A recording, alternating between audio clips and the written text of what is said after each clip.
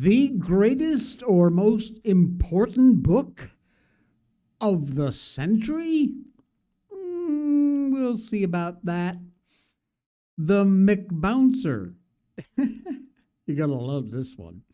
And the garbage from the Macy's Day Parade, which speaks volumes about us. All that and more. Good morning. Welcome to the J. Sheldon Show. That would be this guy. Great to have you along. Thank you, Danny. Happy 6th birthday, Miko. We just love you, and we're wishing you the best years to come and good health, lots of cuddles and treats. Indeed. Morning, be blessed, Marilyn. It is Miko's 6th birthday today. We, as a matter of fact, I'll tell you what, let me show you. Where do we go here? Let's see. Here we go. First of all, there was this picture. That is me with Miko when we very, very first day bringing her home. We got out of the car and went in through the gate, and that is her. She's about 2 months old there. And that picture was taken about a month ago where she is, now 6 years old. So, yeah, she is quite the beast. And we had a little birthday celebration today.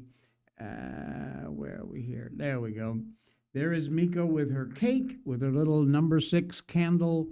And there's even a little videotape here. Let's play that. There we go. Happy birthday to you. She was a little afraid of the cake. It's actually some sort of sausage, cheese, carrot thing. How nice, huh? Happy birthday. So yeah, she did wind up eating most of the thing, and that was our big birthday celebration with Miko, 6 years old, our little Shiba Inu baby. We love her to pieces. She did figure out how to eat it, but not until my significant other had to take and break it apart into little pieces. So she's a very picky eater and a very careful eater. She won't just go and chomp into everything. But yeah, with a little help, she figured it out. All right. This lady needs no help at all embarrassing herself, and she's done it again. If they go by what the establishment media says, future ages will regard us as having lived in the very luckiest of times, the days when veritable gods in human form walked among us. And lo, their names were Barack and Michelle Obama. The media unstinting, totally not embarrassed in its fawning over the sainted couple. And no matter how ludicrous all the adoration gets, these days, Michelle Obama, or Michael as we love to call her, seems rather determined to test the limits of just how ludicrous things can be, and to push her media sycophants to ever greater heights of feigned ecstasy over her endless victimhood posturing. Her latest book is a heavy $50 coffee table doorstep entitled The Look. It's all about how she became a fashion trendsetter. And look, the easy marks are falling for it, as she knew they would. The Washington Free Beacon said yesterday, The Look hit the stores earlier this month and became an instant bestseller. As of this Sunday evening, 3 weeks after it was released, it was still number 1 in the Amazon's Women in History Black and African American Biographies category, and number 2 in Women's Biographies. Big book, full of glossy glamour shots showing off her alleged trailblazing fashion sense. But to hear the media tell it's much, much more than just a book about clothes. New York Times grants that it's a meditation of the power of clothes. But they work very hard to make you think it belongs in the literary pantheon, cheek by jowl with The Adventures of Huckleberry Finn and Moby Dick and all the other books with dead male white authors who plagued English classes. But most of all, the Times says it's a historical document capturing a plague, a pivotal moment in the evolution of the role, this is the Times, the role of the First Lady when clothing became an even bigger part of communication. When, in other words, dress became an officially recognized part of the job. That is a bigger deal than it might appear. Apparently, we'll just have to take the Times' word on that. Now, not to be outdone, the farther than left Guardian gives us a little taste of how Michelle uses the look to indulge her never-ending desire to portray herself despite the fantastic success she's enjoyed and immense wealth she's amassed. They portray her as the helpless victim of Whitey. Now the Guardian announces 16 years since Michelle Obama appeared in her wearing a black sleeveless shift dress from the American designer Michael Kors. The former First Lady has spoken about the particular outrage caused by her bare arms. Writing in The Look, new photo book released Tuesday, that documents her style through her time in the White House. This is The Guardian. Obama describes how the media and public's fascination with her bare arms was used as a tool to otherize her. Cool gravy. Were you ever fascinated by Michelle Obama's bare arms? Neither was I. Do you even know anyone who was fascinated by Michelle Obama's bare arms? I don't. Now, oh, and here we go again. The Guardian goes on to say that although previous First Ladies, including Jacqueline Kennedy, had worn sleeveless dresses, Obama notes they never caused what she called an uproar.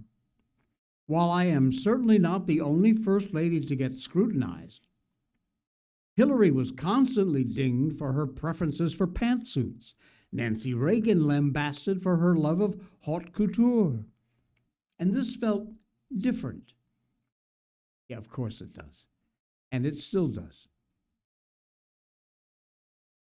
Farah Jasmine Griffin, who is like Zohran Mamdani's father, Columbia University professor, writes in the book's foreword that Michelle's sleeveless outfit at the 2024 Democratic National Convention was more history being made before our very eyes. Can you believe this drivel? The look, like the woman, was bold, powerful, forward-thinking, visionary, and empowering for anyone who dares to believe in the possibility of a better tomorrow. And so, when we arrive at that better tomorrow, that sunny future of diversity and social equality, we will look back on these days when there was one woman in charge of courage, Michelle Obama, with her sleeveless arms revealing her well-toned biceps as she took on the plurocrats and the racist, but I'm being redundant, and she destroyed them with the sheer power of her fashion sense. You smell that? That would be sarcasm. Is all this balderall and twaddle setting Michelle / Michael up for a 2028 presidential run? Sure looks like it. Mark the date. I said it. 2028.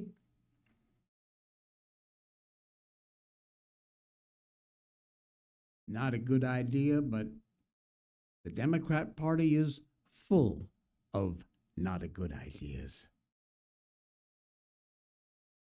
About Miko and her birthday today, Denny says, I'm glad I'm not the only one who does this with my dogs. They deserve it. Good. Good on you. They certainly do. We love this little girl like no other. She is amazing. She's stubborn as hell, but she's amazing.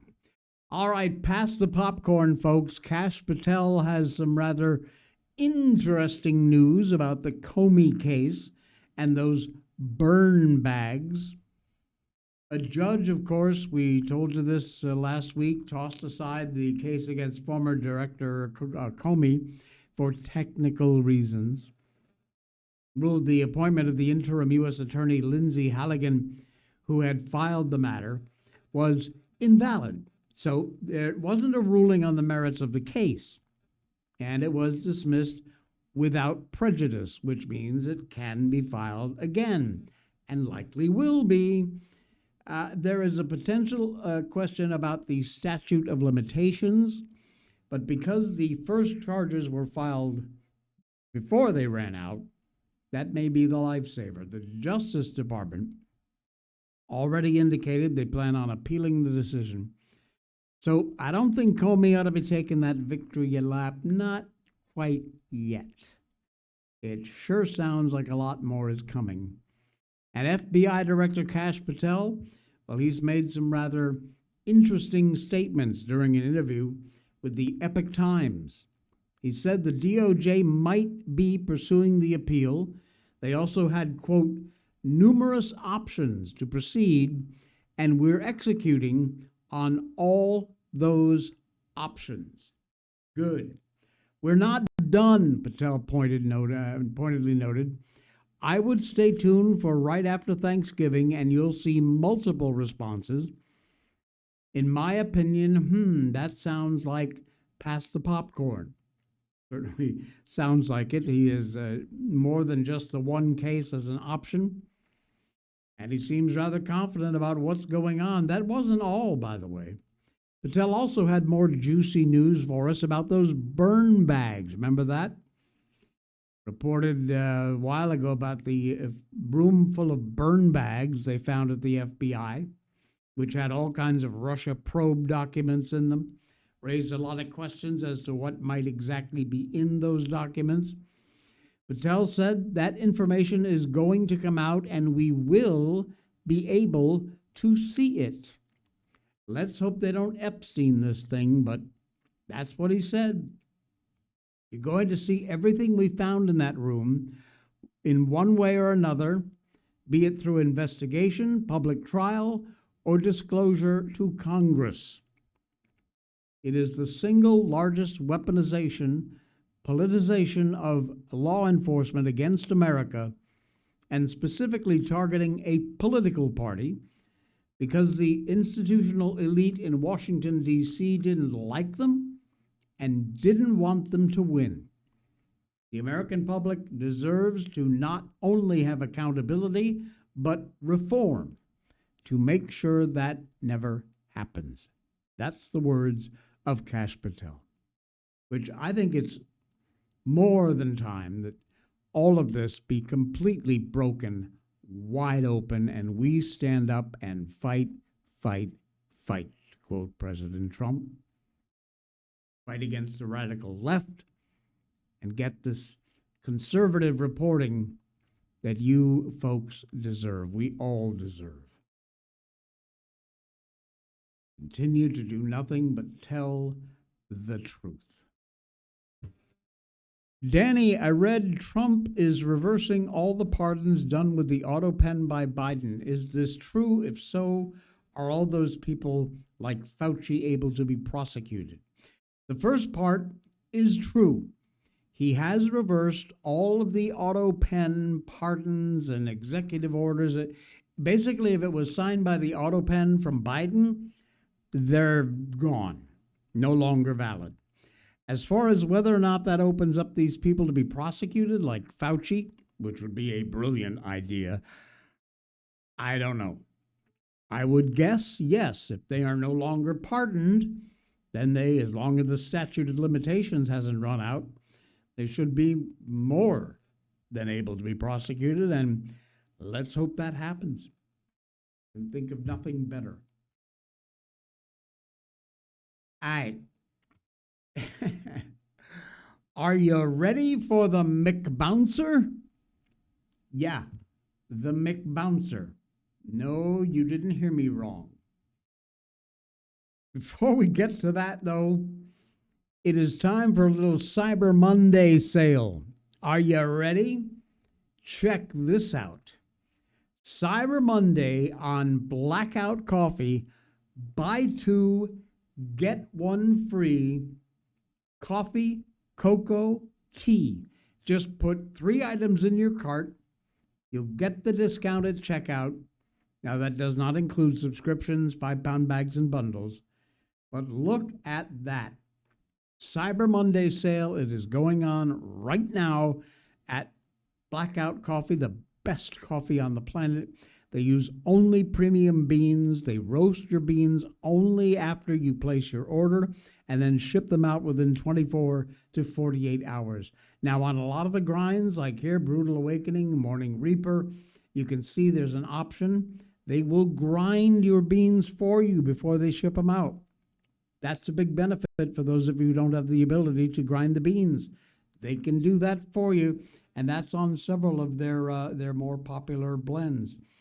Smooth finish, brilliant, nice, smooth coffee.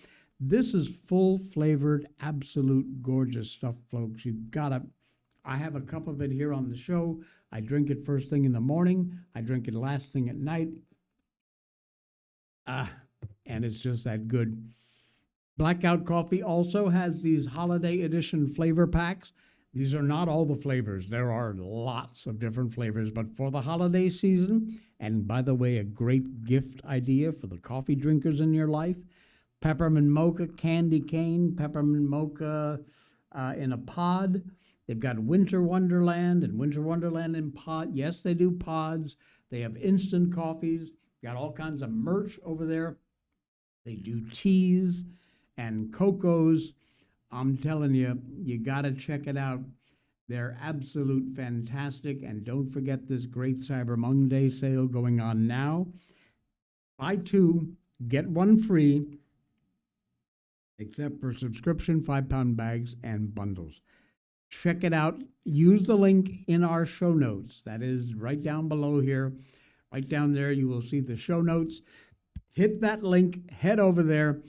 If you're a first-time customer, use the code J20, JAY20. That'll get you 20% off your first order. That's another fantastic deal. Blackout Coffee, thank you, folks, for being a part of the show. We really do appreciate your helping out the program here. All right. The McBouncer. Of course, it's New York City. Where else would it be? Turns out to be a really good idea that's really badly executed. A Queens McDonald's restaurant, and the word restaurant is being stretched almost to the max there, has had trouble with gangs of rowdy teenagers. They've been invading the store, throwing things around, abusing the staff, even assaulting customers. So the solution was to bar more than one teen at a time entering the store between 2 and 4 p.m., which is basically when the franchise is generally busiest, serving teens from a local high school. Now, that seemed like a relatively good idea. But the bouncer they decided to assign to enforce the policy, well, sooner or later, this is going to be proven as the wrong choice. She is an archangel. Wild packs of rowdy teens have allegedly created so much havoc at this Queens McDonald's, they've hired a McBouncer to keep the kids at bay. Claudia Zanabria, McDonald's crew member who has survived stage 3 rectal cancer, says she was picked to police the teen terrors because she is the toughest employee at the restaurant. She said, "This generation is really different. They push me. They disrespect me." Now, I don't doubt that Claudia is a tough lady. She survived cancer. She is doubtless a woman of fortitude and determination. Do we have? We do. Where's her picture? Here we go. There is a picture of the McBouncer. And she does look like hell on wheels, doesn't she? Oh, yeah.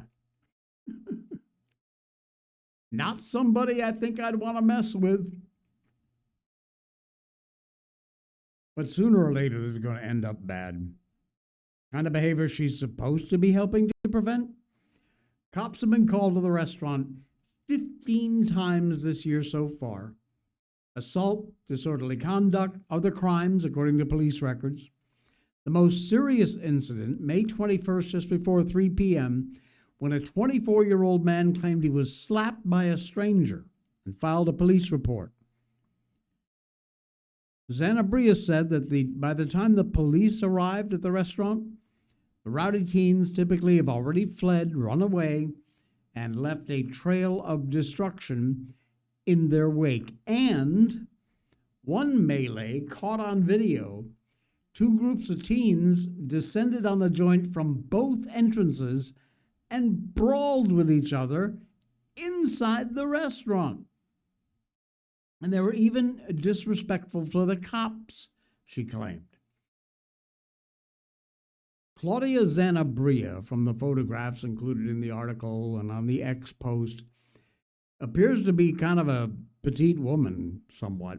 She looks tough, but small, middle-aged, maybe has great mental strength, but if this woman had to fend off even one healthy teenage girl who was determined to get into the store, a couple of teenage boys could swat her away like a mosquito. In a lot of circles, including the common attitudes of major cities, New York among them, it is not politically correct to point out these physical differences between men and women. But there they are. Hello, duh. The McDonald's restaurant, if they are serious about enforcing this policy, keeping their customers safe, preventing their store from being vandalized by these hooligans, instead they ought to find the biggest, broadest, baddest, most imposing employee in the store. You know, some 300-pound footballer, I'm sure there's one there, to stand in the way of these teens. That would work. And if they don't have that kind of an employee, well, frankly, they need to find one, because that's what's going to stop them from pushing through the doors. The McBouncer. This is a sad one. There are some very strict new rules ahead. The FDA, Food and Drug Administration, has tied the coronavirus jabs to pediatric deaths. Yeah. The fallout from the 2020 COVID-19 pandemic is still raining down. Latest episode, the FDA has now found evidence linking the coronavirus vaccines to as many as 10 child deaths. And the federal agency is now responding by ramping up the vaccine approval regulations. They laid out a stricter approach for federal vaccine approvals, citing the team's conclusion that the coronavirus vaccines had contributed to the deaths of at least 10 children, according to the internal FDA email, which was obtained by the Washington Post. At least part of this, done by the urging of the Secretary of Health and Human Services, Robert F. Kennedy Jr., and at least part of this new approach is not on how just on how vaccines are delivered, but how they are developed. The COVID-19 vaccines were the subject of a lot of debate over how quickly they came to market and their use under the emergency use authorization. The FDA official Vinay Prasad, whose approach to vaccine policy has been championed by Kennedy, told agency officials the FDA will rethink its framework for annual flu shots, examine whether Americans should even be receiving multiple vaccines at the same time, and require vaccine makers to show far more data to prove their products are safe and valuable. For instance, Prasad said the pneumonia vaccine makers have to demonstrate that their products reduce pneumonia. You think? A little confusing. Vaccines work by provoking the immune system to create antibodies. And that's how they reduce infections, if you didn't know. They basically train your immune system to fight an infection by the vaccine introducing a bit of that infection, and the body develops the antibodies. These new regulations will have an adverse effect on the timelines for the development of the vaccines. There's a strong argument to be made for extensive testing, obviously. COVID-19 vaccines linked to children's deaths, obviously one of them. Not the only one. Granted, every vaccine, every medicine, every therapy, they've all got their own risks and possible side effects. A new pharmaceutical can cost a company hundreds of millions of dollars in research, development, before even one dose gets delivered. But you know what? Too bad, too sad. That's what you gotta do. And with the billions you're making on these things, you can afford it. There's got to be a balance, though. This risk-benefit assessment in this development of these products, not only pharma products, biotech, medical devices, combination products, anything else used in the delivery of health care. These industries are overregulated, no doubt about it. But get rid of the garbage regulations and keep the ones that keep you and I safe, and in some cases, alive. What do you think about that idea?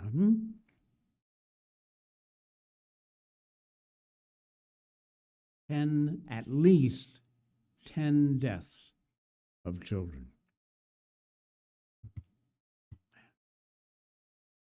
And of course, they're all exempt from any sort of lawsuits. Yeah, remember that? All right.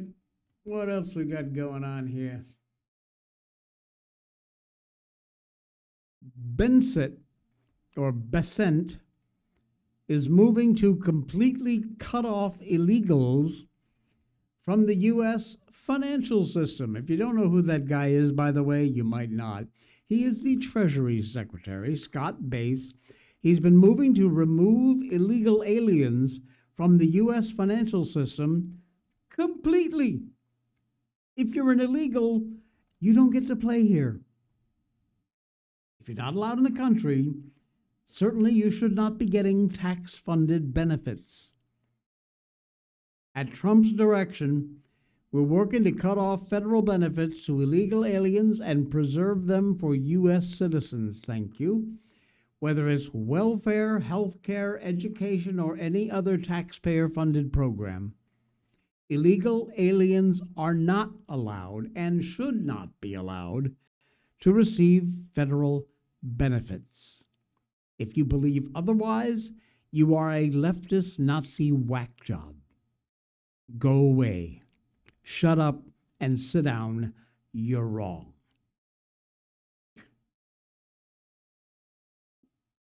Bessent clarified the U.S. Treasury announced it will issue proposed regulations clarifying that the refunded portions of certain individual income tax benefits are no longer available to illegal and other non-qualified aliens, covering the Earned Income Tax Credit, the Additional Child Tax Credit, the American Opportunity Tax Credit, and the Savers Match Credit. Illegals, get this, illegals have cost you and I billions of dollars, literally billions.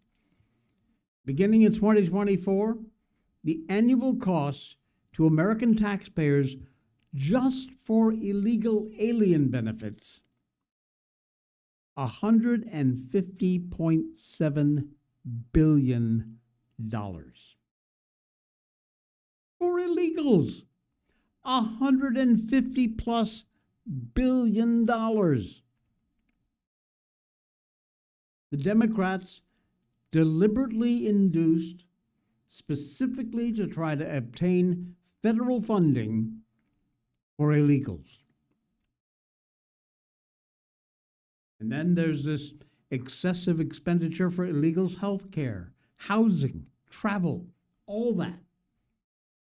Of course, under Joe Biden, a lot of illegals got taxpayer-funded flights around the country, like the one that took Laken Riley's Venezuelan killer to Georgia, where he wound up murdering her. Remember that?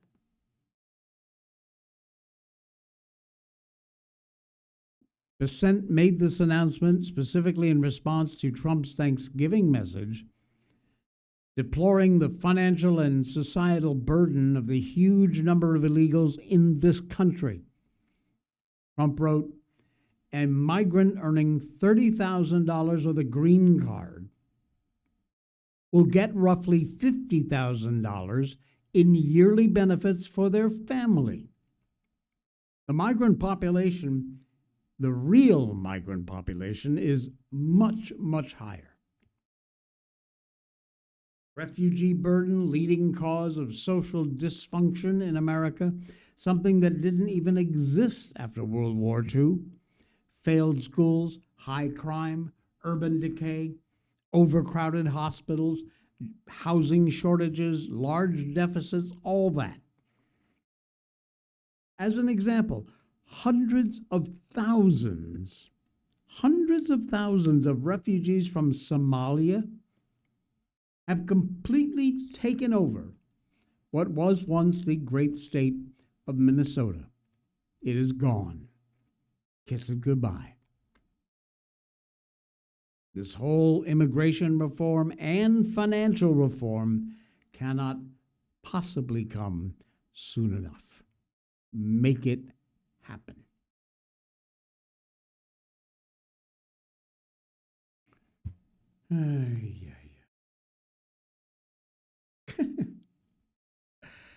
Danny, I know that you are a big fan of the Macy's Day Parade. I used to be. I have not seen one in decades, probably. But do you have any idea of the kind of a mess these people make? Yeah. Naughty Macy's Thanksgiving Parade partiers fill the streets with 41.5 tons of trash. That is the equivalent to a large humpback whale. No, I'm not kidding. We got to be very thankful for the Big Apple street sweepers. They keep us in clean, mostly clean condition. The City Department of Sanitation ended up picking up a horrendous 41.54 tons of tossed food, discarded clothing, and other rubbish that was littered across the 2.5-mile route of Thursday's Macy's Thanksgiving Day Parade. The Dirty Post Parade was basically equivalent to the weight of a chubby humpback whale. It was also significantly more than the 36 tons collected after last year's shindig, which drew packed crowds despite the rainy weather. Still, this year's disgusting tonnage is relatively small potatoes compared to the decade-high 65 tons scooped up after the 2023 parade. An average of 62 annual tons were collected in the years before. Now, in addition to the usual confetti and shredded paper, the cold, sunny day like Thursday means a lot of coffee cups, donut boxes, extra clothing that marchers left behind, which all makes work for the sanitation department. More than 180 sanitation workers took to the street after the parade to clean up the mess. 42 tons of trash collected after this year's parade. Take a look at this graphic. This is, what is this? Thanksgiving parade parties trashed the streets with 42 tons of leftovers. Take a look at this graph. Check that out. Let me scroll up a little so you can see the years. There we go. Look at that. 2020 had no public attendance because of pandemic, of course. 60 tons back in 2017, and look at these past few years. 2022, 62 tons. 23, 65 tons. Last year dropped almost in half, and then this year, back up to 42 tons of absolute garbage. 5 dozen sanitation workers also on hand, armed with hand brooms and backpack blowers, picked up even the smallest piece of confetti, 34 balloons, 4 mini balloons, 28 floats, 33 clown groups, 11 marching bands, all flooded the Big Apple. For the annual party, more than 3.5 million people were actually on the streets in New York City. Imagine that. 3.5 million. And viewing from home, Danny, 50 million plus viewed that parade online or wherever you get your parade viewing done. And 42 tons of garbage later. Man. I'm telling you.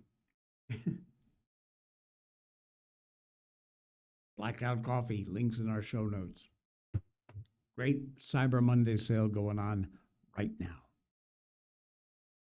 Danny says, why does this not surprise me? People are just so lazy, disrespectful, and rude these days. Yeah.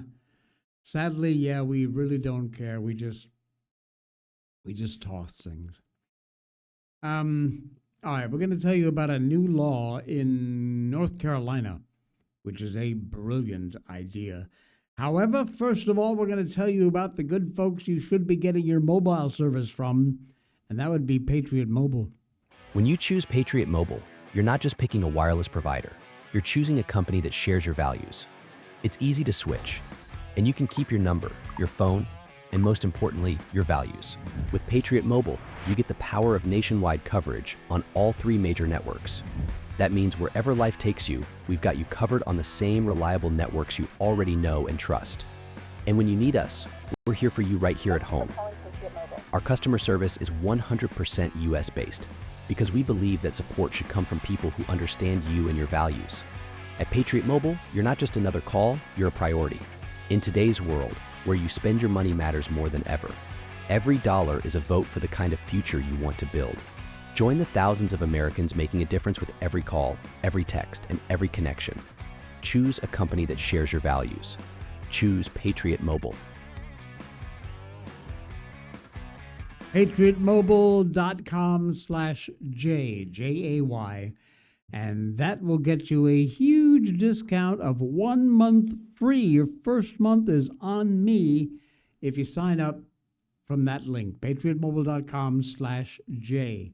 Now, why choose Patriot Mobile? Like they just said, unlimited talk and text, US-based support, 100%, coverage guarantee, all 3 major networks, and of course, Patriot Mobile supports the same values you and I believe in, our Christian conservative values, champions the First Amendment, actively promoting free speech and religion, ensuring your right to express and live by your belief is protected, defending the Second Amendment, the right to life, and Patriot Mobile is 110% behind our military, our first responders. They do that by backing the groups and programs that provide them with the respect, the resources, and the recognition that they deserve, embodying our gratitude for their service and their sacrifice. There you go. The Jay Sheldon Show supports America and American companies. Patriot Mobile, one of the best ways to keep our Christian conservative values alive and working. Folks, seriously, if you're not signed up with Patriot Mobile, you need to get there, because they are a company that believes in what you and I believe in. And that's the kind of groups we should be supporting, not these other folks supporting the left, some of their causes. No, thank you. PatriotMobile.com/J. If you forget, the link is in our show notes. Right. No more cashless bail. Man, that is some good news. For violent offenders, IRNA's law is going into effect in North Carolina. Now, if you recall, IRNA is that amazing woman who lost her life from that absolute thug who stabbed her. And they have Monday, December 1st, so that's today, actually. IRNA's law going into effect in North Carolina. Republican lawmakers introduced the act in response to the stabbing death of the 23-year-old Ukrainian refugee. Last August 22nd was when that event happened. Violent offenders will face stricter pretrial release rules. No more written promises to appear. Remember DeCarlos DeJuan Brown Jr., the man who stabbed her, released from his last arrest in January on a written promise to appear. For the first violent offense, the only option that they have now is secured bond or house arrest with a secured bond. Subsequent violent offenses, defendant has either a prior violent offense or is on pretrial release and does it again, the judge must impose house arrest with electronic monitoring. Not as far as I would have gone, but at least it's something. And judges now have to consider all criminal history, not just convictions. That's a big one. That would have helped keep Brown off the streets. He had 14 prior arrests, crimes ranging from shoplifting to robbery with a dangerous weapon and possession of a firearm among the 14 priors that this guy had. Unsecured bonds, custody release, very difficult to get. Starting today, no one who's committed a violent offense can put an unsecured bond or custody release. Also, these release types are now prohibited for anyone convicted 3 or more times on a Class 1 misdemeanor over the last 10 years. This, folks, is huge. Sadly, it is only in North Carolina. This ought to be going around everywhere. Other state lawmakers, get your butts in gear. Pass this kind of legislation. Not only will it be harder for recidivists, people who can keep committing these crimes, to obtain pretrial release, but the judges now, who don't submit written explanations as to why they granted pretrial release, can be suspended or removed. Thank you. In addition, when crimes are committed on public transportation, that will be considered an aggravating factor. And that would allow prosecutors to seek even more severe penalties. Wow.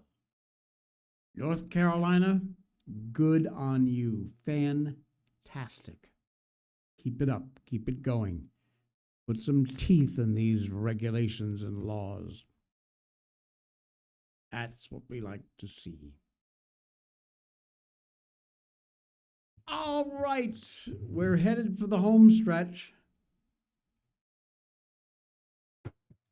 Bigfoot, or something like it, the hunters have a point.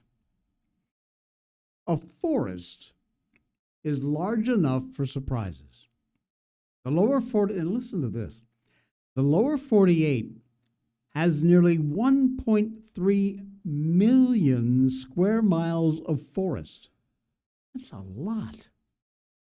That kind of space doesn't whisper, it swallows sound, bends light, erases footprints overnight. Entire aircrafts have disappeared into that kind of country and never been recovered. Search teams walk for weeks, return empty-handed.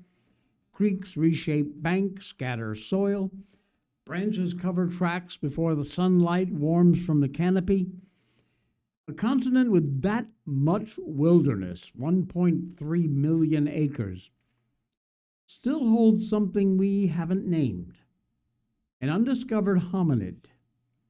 And this no longer sounds like a campfire dream, folks, when the land itself is so vast that people basically vanish without leaving a thread behind.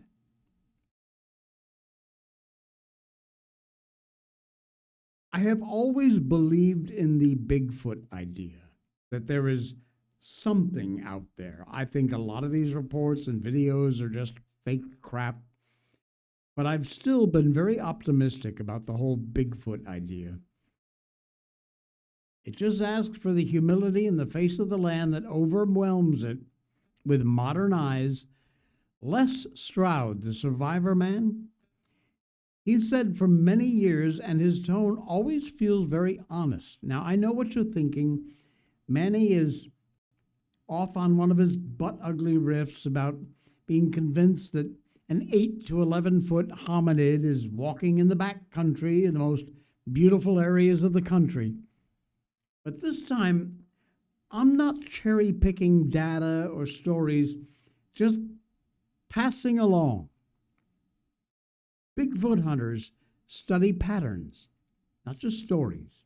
A lot of people recorded sounds at night, collect soil samples, map paw prints, unusual hair, tracks that don't much match any categorized wildlife. Some people who even work with biologists keep an open mind. Hunters understand that large primates can live quietly in the forest when they run deep and food sources are spread wide. For an example, mountain gorillas hid from Western science until the 20th century. Oh yeah, the giant squid lived as a myth for centuries until finally a camera caught one alive. And in a world that surprises scientists, it seems, every generation, it wouldn't surprise anybody if there is some sort of giant primate hiding right out there in North America. That would be us. You also understand that rural terrain is a lot better than most people. They know the weight of a silent wood line before dawn. You see how sound moves between ridges. Another thing hunters understand is how quickly the signs disappear after a single hard rain. Many of them grew up hunting elk or deer. You know just how hard it is to track and recognize when something unusual shows up on a trail. Some hunters choose too fast. They get excited, noise echoes around a hollow, or something heavy moves behind a bunch of pines. Moments that get your adrenaline pumping, get your hopes up, but evidence requires patience, clear eyes, steady habits. Some blurry photo or shaky night clip doesn't make you a case. Neither does a track if it doesn't have some sort of context related to it. And another pitfall when hunters treat every shaped branch as proof. Wildlife surprises people all the time. A beer can sounds like a man in boots when you walk over it in fallen timber. A bull elk in a rut sounds like a monster from a different age. Wow.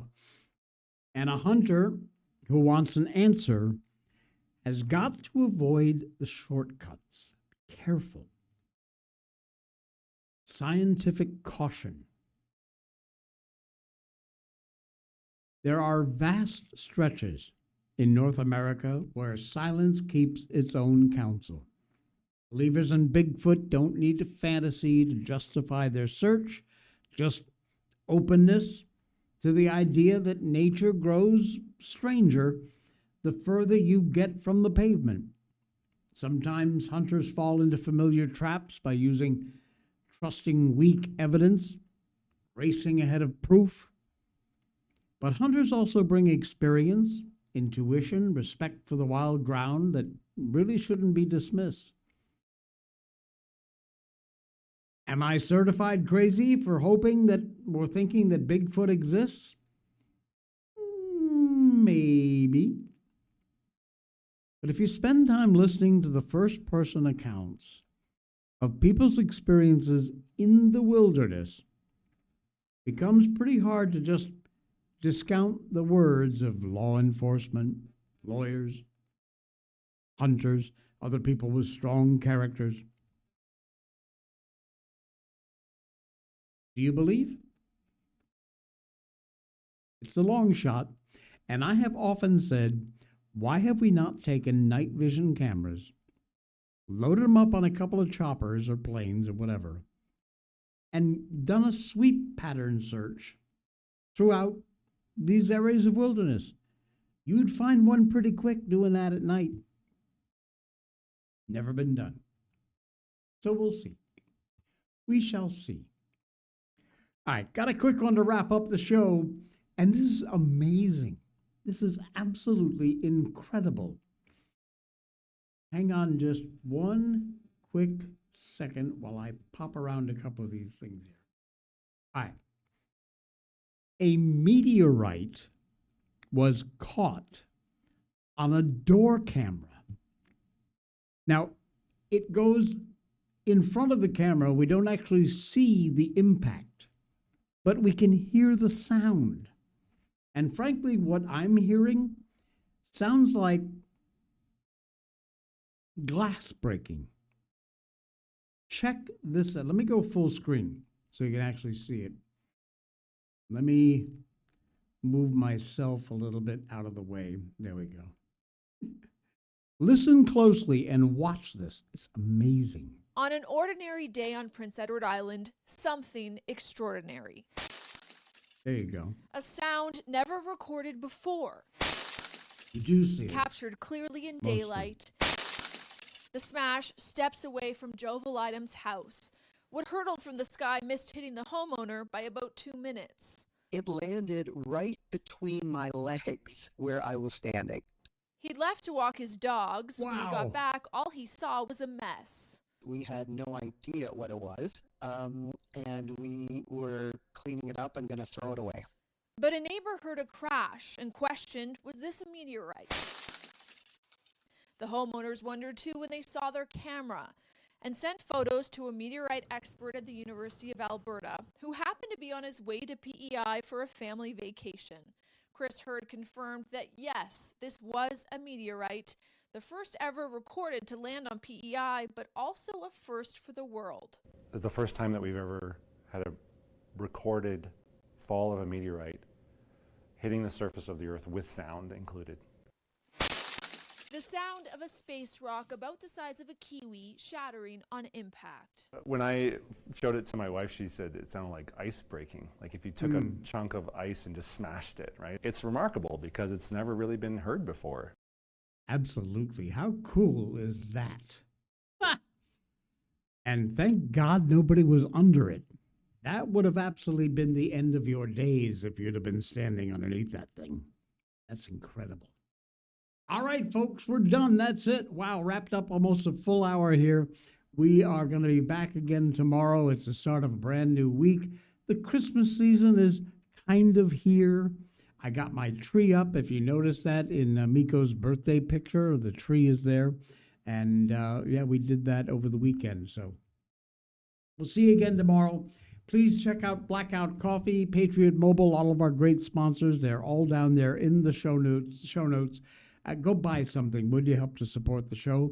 And we're out of here. I will see you again tomorrow for the Tuesday edition of the Jay Sheldon Show.